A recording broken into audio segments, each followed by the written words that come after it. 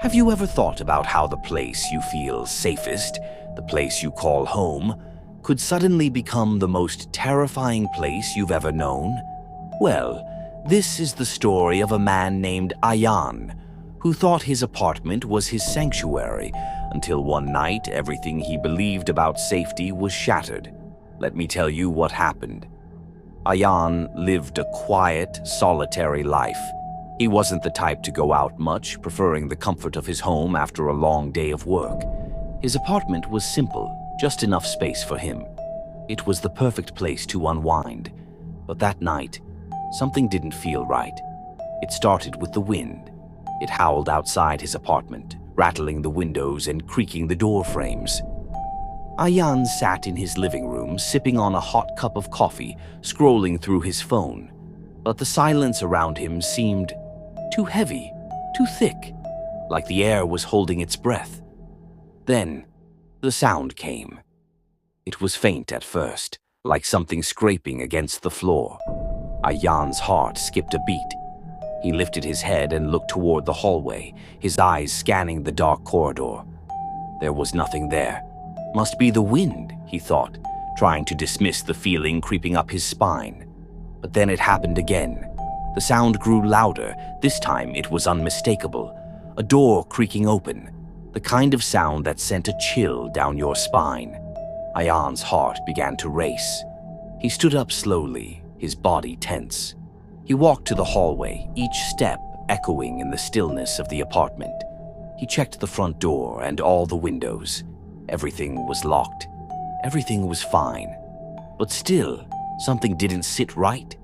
Then, as he turned to head back to the living room, another noise broke the silence, a soft tap. It came from the door. Ayan froze. He slowly made his way to the door and opened it, his heart pounding in his chest. But when he looked outside, there was no one there. Just a small folded note lying on the ground. His fingers trembled as he picked it up. The note read, "Your loneliness is about to end." Ayan's stomach dropped. Who would leave such a thing? He didn't know whether to be scared or confused. He slammed the door shut and locked it again, checking all the windows. He was alone, or so he thought. Ayan tried to shake off the feeling of unease. It was just a prank, right? But the words on that note kept echoing in his mind. Your loneliness is about to end. It didn't make sense. Who would want to mess with him like this? He decided to push the thought away and went back to his couch. But the feeling of being watched wouldn't go away. It was like the walls themselves were closing in around him. Then, a loud crash broke the silence. Ayan's heart skipped. The noise had come from the bedroom. Without thinking, he rushed toward the room, his pulse racing. When he entered, the bedroom was dark, the light flickering above. The window was shut tight, the door locked, and the room, everything in it, was exactly as it should be. Nothing was out of place. Yet that feeling, the oppressive, heavy sense of something wrong, was suffocating. He turned to leave, but stopped. A soft whisper. It came from behind him, so close he could feel the cold breath on his neck. His blood ran cold. He spun around, but the room was empty. There was no one there. Ayan's mind raced. He grabbed his phone and tried to dial the police, but the screen went black. It was dead. His phone had just shut off for no reason. Suddenly, the lights flickered. Once, twice, and then nothing. Complete darkness. His breath caught in his throat as he tried to steady himself. He reached for the nearest lamp, desperate for any source of light. But when he turned it on, the light didn't come. His surroundings were swallowed by the dark. And then he heard them. Footsteps. Slow, deliberate, almost as if someone was taking their time, walking toward him, one step at a time. The footsteps grew louder and louder, each echo sending a fresh wave of terror through his body. Ayan tried to move, to run, but his legs were frozen. He could feel his heart thumping in his chest. He couldn't move, couldn't breathe, couldn't think.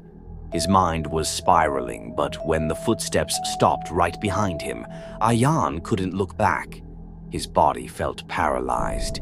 He stayed still, waiting for the worst.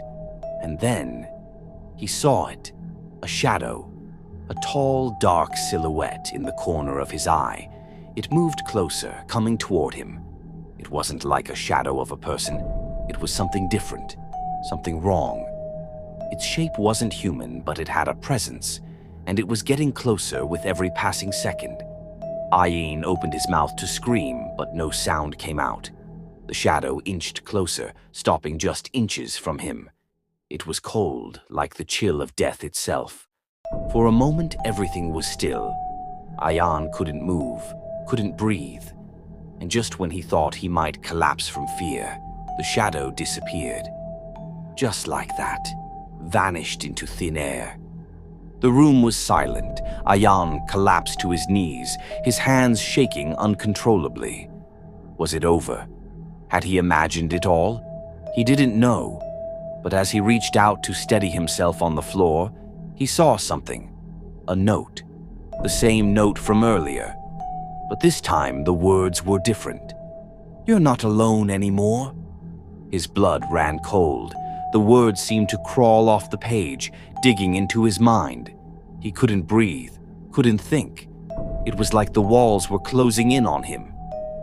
The next morning, the police arrived, breaking down the door to Ayan's apartment. They thought it might have been a robbery or something, but when they entered, they found nothing. No sign of a struggle, no break-in.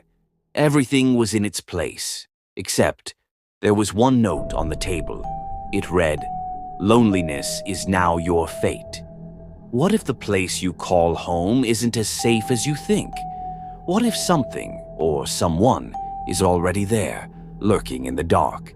What would you do if you knew you were never truly alone?